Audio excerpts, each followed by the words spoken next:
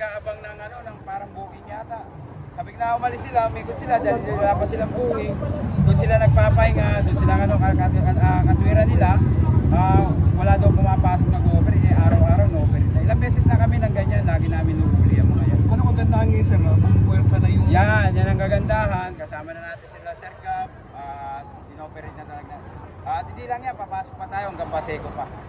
Lahat ng nakikita natin na makakasikip sa daloy ng trapiko, kukunin natin yan. Pakirecord lang sir. Ang pangalan designation. Jomer Panag, Chief ng Motorcycle Unit, MTPB. Thank you Sir Jober, and joint operation nga po ito ng MTPB kay Sir Jober Banag, MMDA kay Sir Gabgo. Meron din po tayong mga assist na mga kapulisan. And MMDA scope kasama rin po natin para sa mga obstruction ng mga sasakyan nga rin po. At tuloy-tuloy pa rin po ang clearing operation. Sana panoorin yung mga upload natin sa YouTube para updated po kayo sa balita sa araw-araw. Ayan. Ano na po, titikitan na po ito. Yung iba, tinotone naman po. Ayan, mapupuntahan to sa Tumana, Marikina. Napakalayo, kaya sana sumunod na kayo. Huwag na kayo mag-obstruct.